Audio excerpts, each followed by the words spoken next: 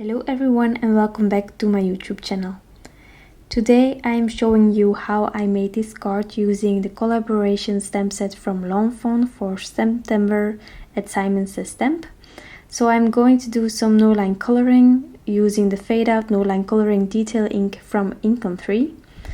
And just to let you know, I colored the images beforehand, before I started filming. And I was really happy with the no line coloring. Normally I don't do no line coloring with Copic markers because I find it very difficult because the Copics are not that thin, but it worked out. And just for those who are interested in the coloring process, I decided to color 3 images once more, being the 3, the snow bunny and one of the bunnies. So as you know from previous videos, I normally first go in with my lightest color, then with my darkest, and then back with my lightest. But in this case, I decided to go first in with my darkest because with a no line coloring ink, it's sometimes difficult to see where the lines were when you go over with the lightest Copic first. So in this case of the 3, I decided to first go in with my darkest color, but for the bunny itself I will go in with the lightest as I always do. And then the snow bunny is a bit different because I'm mostly using a flicking motion to get some depth into the snow. But you will see that in the upcoming part of the video. The caps are at the left corner for those who are interested in the color combinations, and I will also list below the colors that I used for all the other images, and it will also be visible on my blog.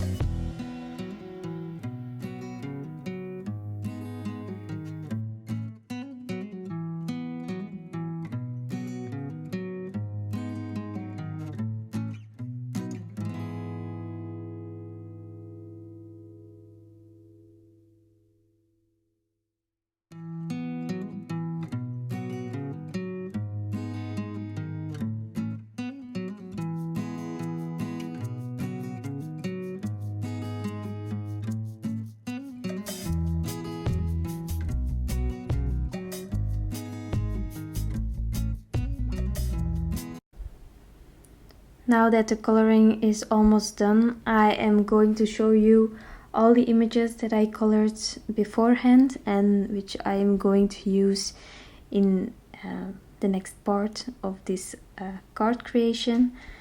I die cut all the images using the matching dies. So off camera I decided to die cut the stitched Hillside backdrop portrait from Lawn Fawn out of some Neenah, so we write 110. And here you can see my card design that I had in mind. And then it was time to start on the background itself and do some blending. So first of all I had to use a knife at the top of this backdrop because not everything was die cut. And then I decided to use non-traditional colors for everything. So here I have my swatches that I decided matched with each other, being Wild Honey and Abandoned Coral.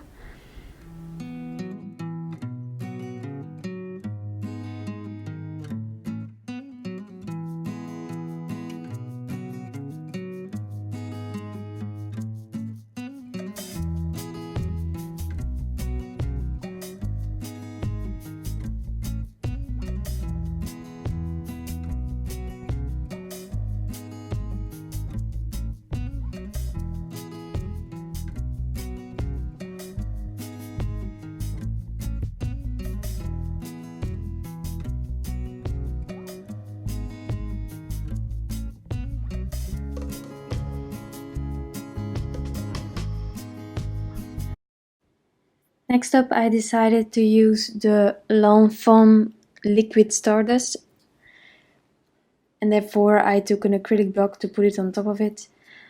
I added a little bit of water. That's not really necessary, but I decided to do it because I have blended with Distress Oxide, so they could react even more in my opinion.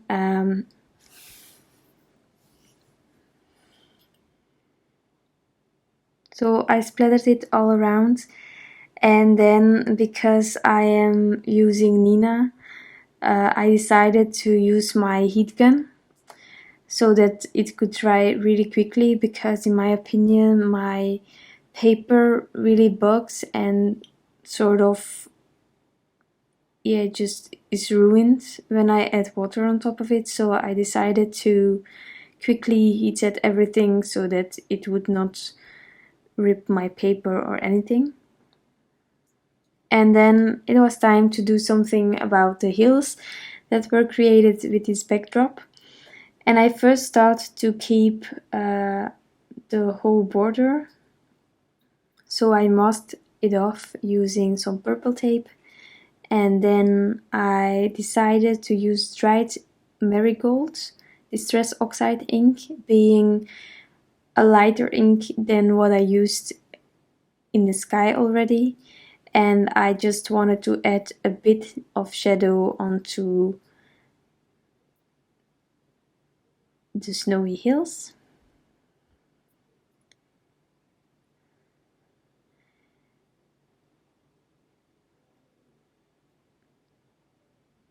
And then I struggled. I wanted to put the paper in between them and also blend some dried marigold onto the bottom of that second hill, but my paper just wouldn't fit through the sleeve, so I had to remove all the purple tape. And here I already saw that I wasn't happy with the whole frame that I wanted to keep, so I repositioned my purple tape and I added some more dried marigold on the bottom so that the edges would no longer be visible. And then I continued with my second hill as well.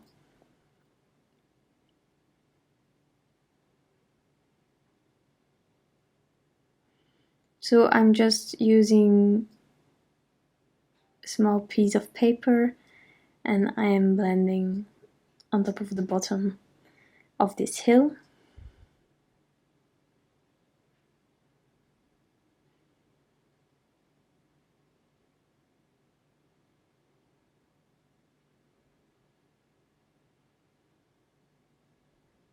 And then I tested it out, whether it was good enough or not, by adding all the elements that I already had made beforehand. And I decided that I wasn't happy quite yet.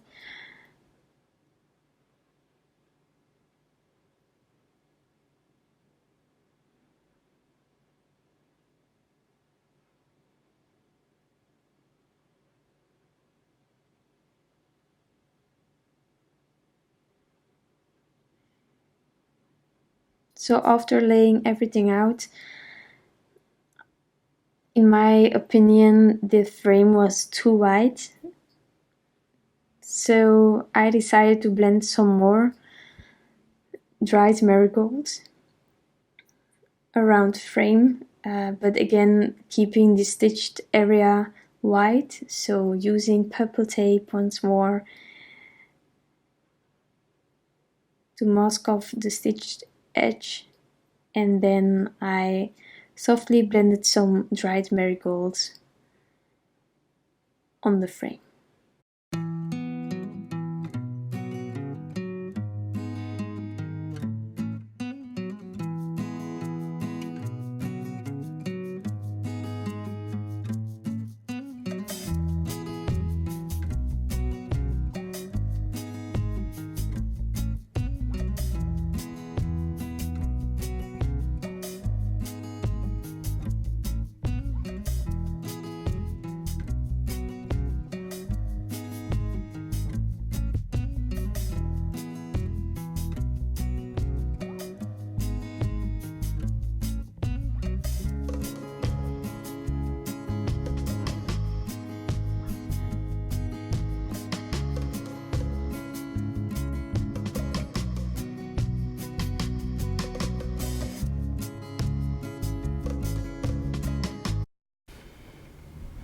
Now I was finally happy with all the blending. So I decided to add some more glitter onto the card. Therefore I used my glitter pen from Lawn Fawn, and I added it on top of each part that had some stitching. So the frame and the snow borders. And then I remembered that I forgot about the sentiment. So I took a sentiment out of the same stamp set from Lawn Fawn, and I decided to heat emboss it. So therefore I'm using first of all a powder bag to prepare my panel, and then Versamark clear embossing ink. So I'm stamping it out twice to make sure that my embossing will be crisp. And then I'm using the white embossing powder from Ranger, the ultra fine detail, and I'm heat setting it here with my heat gun. So next up I only had to assemble the card. So I decided to first inlay my sky, so therefore I am holding the rest of the backdrop in place with my hands, and then I'm inlaying the part of the sky.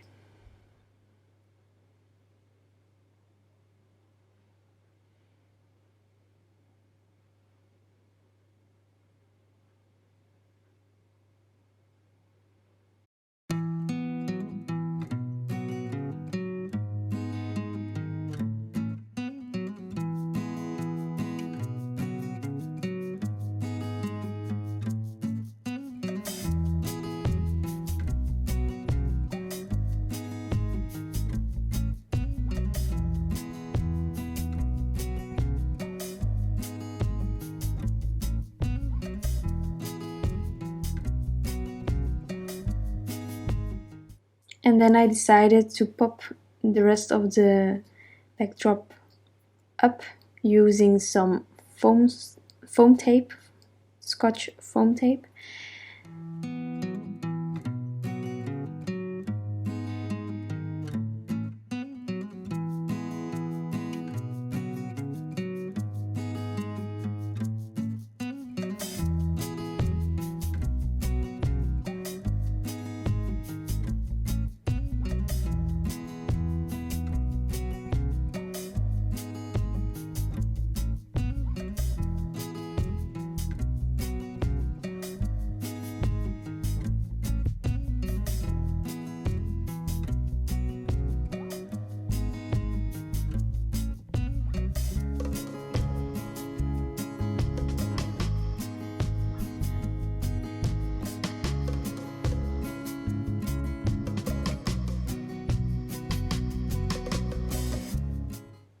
And afterwards I adhered all the images using some glue tube from Lawn Fawn or the thin foam squares from Scrapbook Adhesives.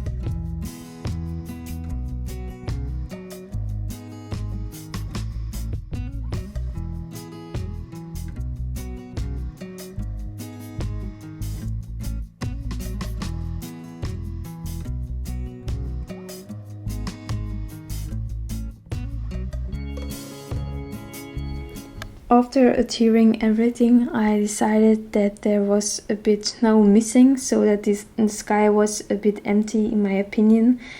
So I decided to take my Nuvo crystal drops called Simply White and add them across the panel to give it some more details. And that finishes off my card. I really hope that you like this design and the video. If you like it, please give it a thumbs up. You can always subscribe to my channel, I would love that, and hopefully I will see you next time. Bye!